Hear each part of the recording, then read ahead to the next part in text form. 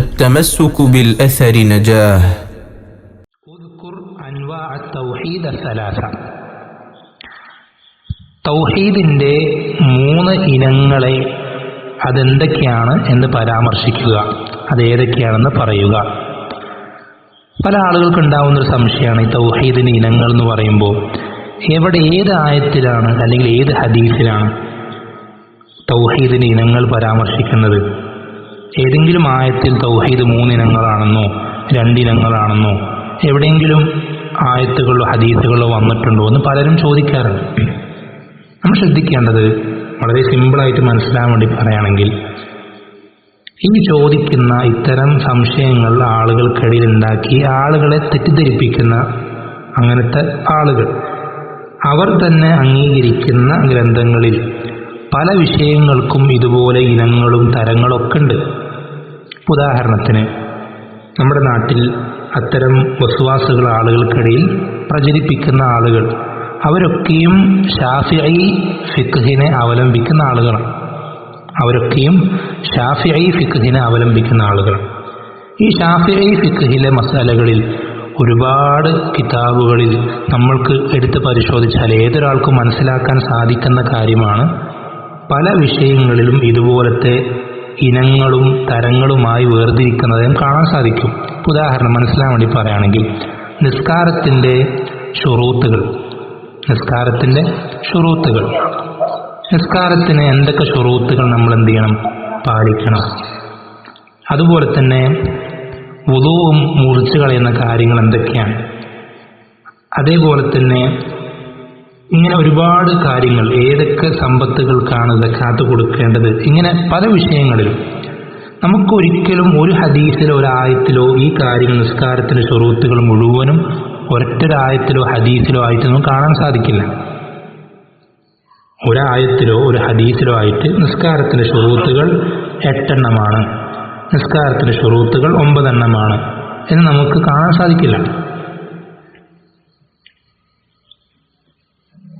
നമ്മൾ ശ്രദ്ധിക്കേണ്ടത്, ഒരു വിഷയത്തിൽ, ഏത് വിഷയമായിക്കോട്ടെ, അതുമായി ബന്ധപ്പെട്ട എല്ലാ ആയത്തുകളെയും ഹദീസുകളെയും മുഴുവനായി മൊത്തത്തിൽ വിശകലനം ചെയ്ത് പഠിച്ച് മനസ്സിലാക്കി അതിൽ നിന്ന് കിട്ടുന്ന റിസൾട്ടുകൾ, അത് നമ്മളെപ്പോലുള്ള ആളുകളല്ല, മുജ്തഹിദീങ്ങളായിട്ടുള്ള മുഹഖിഖീങ്ങളായിട്ടുള്ള ഉലമാക്കൾ അത് പഠിച്ചുറപ്പ് വരുത്തി അവർ നമ്മൾക്ക് കാര്യം എളുപ്പത്തിൽ മനസ്സിലാകാൻ വേണ്ടി നമുക്ക് എന്ത് ചെയ്യാറുണ്ട്, ചെറിയ വാക്കുകളിൽ നമുക്ക് വിശദീകരിച്ച് തരാറുണ്ട്.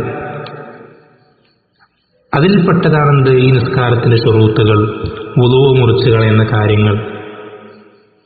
അതുപോലെ തന്നെ ഓരോ വിഷയങ്ങളും അങ്ങനെ തന്നെ അതിൽപ്പെട്ടത് തന്നെയാണ് എന്തും തൗഹീദിൻ്റെ ഇനങ്ങളും. അങ്ങനെ തന്നെയാണ്.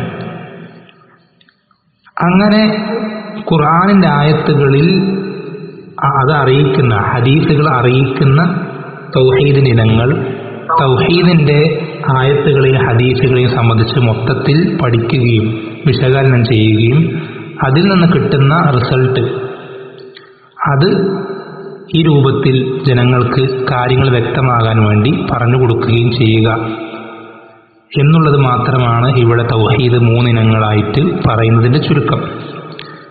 അപ്പോൾ അതൊരിക്കലും എന്തല്ല, പല ആളുകളും കരുതുന്നത് പോലെ ഇത് ഏതെങ്കിലും ഒരു പണ്ഡിതൻ, ഇപ്പോൾ പല ആളുകളും പറയാറുള്ളത് ഇത് ഇബ്നു തൈമിയ കൊണ്ടുവന്നൊരു ബിദഅത്താണ്, തൗഹീദിനെ ഇനങ്ങളും തരങ്ങളൊക്കെ ആക്കി തിരിക്കുന്നത് ഇബ്നു തൈമിയ കൊണ്ടുവന്ന പുത്തൻ വാദമാണ് എന്ന് പല ആളുകളും പറയാറുണ്ട്.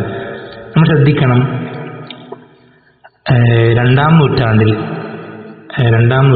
3-ാം നൂറ്റാണ്ടിലോ മരണപ്പെട്ടു പോയ പണ്ഡിതനാണ്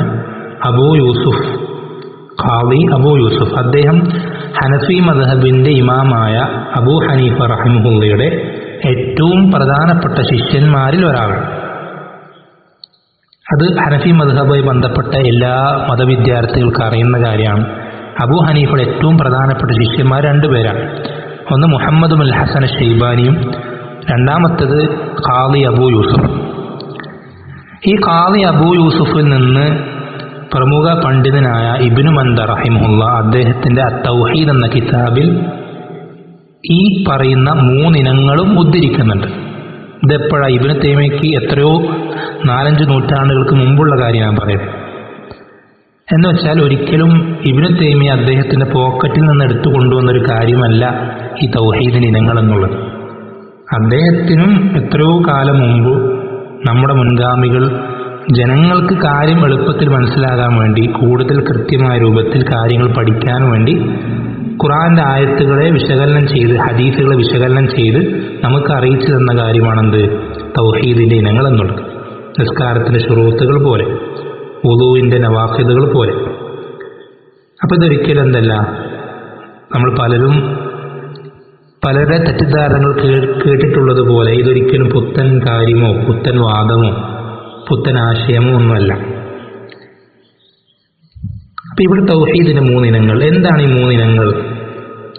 എന്തിനാണ് നമ്മൾ ഈ 3 ഇനങ്ങളായിട്ട് പ്രത്യേകം വിശദീകരിച്ച് പഠിപ്പിക്കുന്നതിനാ? ഈ 3 ഇനങ്ങളിലും നമ്മൾ തൗഹീദുള്ളവരാകുമ്പോഴേ നമ്മൾ മുവഹിദാകുന്നുള്ളൂ. ഈ 3 ഇനങ്ങളിലും നമ്മൾക്ക് കൃത്യമായി തൗഹീദ് പാലിക്കാൻ സാധിക്കുമ്പോൾ മാത്രമേ നമ്മൾ യഥാർത്ഥത്തിൽ മുവഹിദാകുന്നുള്ളൂ. അത് നിങ്ങൾക്ക് ഈ 3 ഇനങ്ങൾ വായിക്കുന്നത് മനസ്സിലാവും. ഒന്നാമത്തെ ഇനം എന്താ? തൗഹീദു റുബൂബിയ. തൗഹീദു അർ-റുബൂബിയ. തൗഹീദു റുബൂബിയ, റുബൂബിയത്തിലെ തൗഹീദ് കൊണ്ട് ഉദ്ദേശിക്കുന്നത് അള്ളാഹുവിൻ്റെ പ്രവർത്തനങ്ങൾ. അള്ളാഹുവിൻ്റെ പ്രവർത്തനങ്ങൾ എന്ന് പറയുമ്പോൾ സൃഷ്ടിപ്പ്, അതുപോലെ തന്നെ എല്ലാ കാര്യങ്ങളും നിയന്ത്രിക്കുക, അത് കാറ്റ് വീശിപ്പിക്കലും മഴ പെയ്യിപ്പിക്കലും ചെടികൾ മുളപ്പിക്കലും ജനിപ്പിക്കലും മരിപ്പിക്കലും, അങ്ങനെ ഒരുപാട് കാര്യങ്ങൾ. ഇതൊക്കെ അല്ലാഹു സുബ്ഹാനഹു വ തആല മാത്രം പ്രവർത്തനങ്ങളാണ്. ഈ പ്രവർത്തനങ്ങൾ ഇത് അള്ളാഹുവിനേ ഉള്ളൂ. എന്നെ സൃഷ്ടിച്ചത് അള്ളാഹു മാത്രമാണ്. വേറെ ആരും എന്നെ സൃഷ്ടിച്ചതിൽ പങ്കാളിയല്ല. എൻ്റെ ഉടമസ്ഥൻ അല്ലാഹു സുബ്ഹാനഹു വ തആല മാത്രമാണ്. വേറെ ആരും എൻ്റെ ഉടമസ്ഥനല്ല. എൻ്റെ എല്ലാ കാര്യങ്ങളും നിയന്ത്രിക്കുന്നത് അല്ലാഹു സുബ്ഹാനഹു വ തആല മാത്രമാണ്. മറ്റാരും എൻ്റെ ജീവിതത്തിൽ ഒരു കാര്യവും നിയന്ത്രിക്കുന്നില്ല. ഈ വിശ്വാസമാണ് തൗഹീദു റുബൂബിയ. തൗഹീദു അർ-റുബൂബിയ. നമ്മൾ ശ്രദ്ധിക്കേണ്ടത് ഈ തൗഹീദു റുബൂബിയ എന്ന് പറയുന്ന ഈ ഒരു അടിസ്ഥാനം, ഇത് മക്കയിലെ മുശ്രിക്കുകൾ പോലും അവരുടെ ഹൃദയത്തിൽ കൊണ്ടു നടന്നിരുന്ന വിശ്വാസമാണ്. മക്ക മുശ്രിക്കുകൾ, നമ്മൾ ശ്രദ്ധിക്കണം, നബി സല്ലല്ലാഹു അലൈഹി വസല്ലമയ്ക്കെതിരെ ലാ ഇലാഹ ഇല്ലല്ലാഹ് പറഞ്ഞപ്പോൾ പ്രശ്നമുണ്ടാക്കിയ, പരിഹാസവും ഉപദ്രവങ്ങളും വധിക്കാൻ വരെ നോക്കിയപ്പോൾ നാട് വിട്ടു പോകേണ്ടി വന്നത്, പിന്നീട് യുദ്ധങ്ങളൊക്കെ ചെയ്തത് അതേ മക്കക്കാർ അവരോട് നിന്നെ സൃഷ്ടിച്ചതാരാണെന്ന് അബൂജഹലിനോട് ചോദിച്ചാൽ അബൂജഹൽ പറയും അള്ളയാണെന്ന് പറയും. അബൂലഹബിനോട് നിനക്ക് റിസ്ക് നൽകുന്നത് ആരാണെന്ന് ചോദിച്ചാൽ അബൂലഹബ് പറയാ അള്ളയാണെന്നാണ്. അബൂ താലിബിനോട് നിന്റെ എല്ലാ കാര്യങ്ങളും നിയന്ത്രിക്കുന്നത് ആരാണെന്ന് ചോദിച്ചാൽ പറയുക അള്ളാഹു ആണെന്നാണ്. അത് നമ്മൾ ഖുർആനിൽ തന്നെ പറയുന്നുണ്ട്, ഖുൽ മൻ യർസുഖുകും മിനസ് സമാഇ വൽ അർദ് അമ്മൻ യംലികു സമഅ വൽ അബ്സാർ വമൻ യുഖ്രിജുൽ ഹയ്യ മിനൽ മയ്യിതി വയുഖ്രിജുൽ മയ്യിത മിനൽ ഹയ്യ് വമൻ യുദബ്ബിറുൽ അംറ ഫസയഖൂലൂന അല്ലാഹ്. റസൂലേ, താങ്കൾ മക്കക്കാരോട് ചോദിക്കണം. എന്താ ചോദിക്കേണ്ടത്? മൻ യർസുഖുകും മിനസ് സമാഇ വൽ അർദ്, ആകാശത്തു നിന്നും ഭൂമിയിൽ നിന്നും നിങ്ങൾക്ക് റിസ്ക് നൽകുന്നത് ആരാണ്? അമ്മ യംലികു സമഅ വൽ അബ്സാർ, കേൾവിയെയും കാഴ്ചയും ഉടമപ്പെടുത്തിയത് ആരാണ്? വമൻ യുഖ്രിജുൽ ഹയ്യ മിനൽ മയ്യിതി വയുഖ്രിജുൽ മയ്യിത മിനൽ ഹയ്യ്, ജീവനുള്ളതിൽ നിന്ന് മരിച്ചതിനെയും മരിച്ചതിൽ നിന്ന് ജീവനുള്ളതിനെയും പുറത്തു കൊണ്ടുവരുന്നത് ആരാണ്?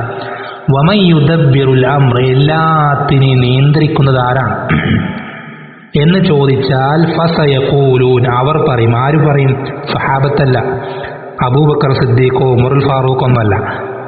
അബൂലഹബും അബൂജഹലും അബൂ താലിബും പറയും ഫസയഖൂലൂന അല്ലാഹ്, അള്ളയാണെന്ന് പറയും.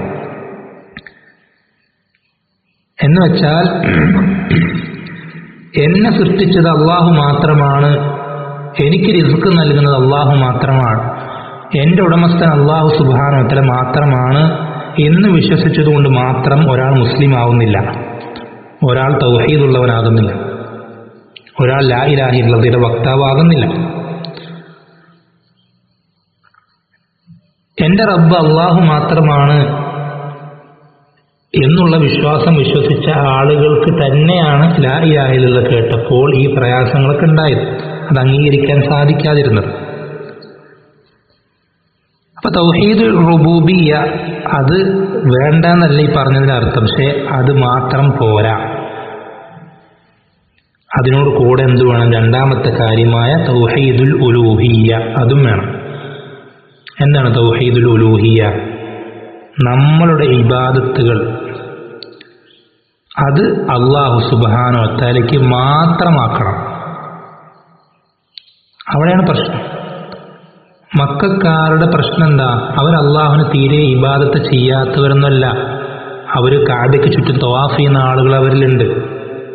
ഹജ്ജിന്റെ പല പ്രവർത്തനങ്ങളും, ജനങ്ങൾക്ക് ഹാജിമാർക്ക് വെള്ളം കൊടുക്കലും ഭക്ഷണം വിതരണം ചെയ്യലും, അങ്ങനത്തെ പല പ്രവർത്തനങ്ങളും പല കാര്യങ്ങളും അവർ റബ്ബിന്റെ തൃപ്തിക്ക് വേണ്ടി ചെയ്യുന്നവരുണ്ട്. അവർ അല്ലേ? അള്ളാഹ് പറഞ്ഞില്ലേ, വൈദാ റകിബൂ ഫിൽ ഫുൽകി ദഅവുല്ലാഹ മുഖ്ലിസീന ലഹുദ്ദീൻ. മക്കക്കാർ അവരുടെ അന്നത്തെ അവസ്ഥ അള്ളാഹ് വിശദീകരിക്കാം. ആ മുശ്രിക്കുകളായിട്ടുള്ള ലാ ഇലാഹ ഇല്ലല്ലാഹ് അംഗീകരിക്കാത്ത ആളുകൾ അവർ കപ്പലിൽ കയറിക്കഴിഞ്ഞാൽ, പ്രതിസന്ധി ഘട്ടങ്ങളിലായിക്കഴിഞ്ഞാൽ ദഅവുല്ലാഹ്, അവർ അള്ളാഹുവിനെ വിളിച്ച് ദുആ ചെയ്യും. മറ്റാരെയും വിളിക്കൂല. അള്ളാഹുവിനോട് ദുആ ചെയ്യുന്ന ആളുകൾ പ്രതിസന്ധി ഘട്ടങ്ങളിൽ പ്രത്യേകിച്ചും അള്ളാഹുവിന് പല ഇബാദത്തുകളും ചെയ്തിരുന്ന ആളുകളായിരുന്നു മക്കക്കാർ. അതിനോടൊപ്പം അള്ളാഹു ആണ് ഞങ്ങളുടെ ഖാലിഖെന്നും റാസിഖെന്നും മുദബ്ബിറെന്നും അവർ വിശ്വസിച്ചിരുന്നു.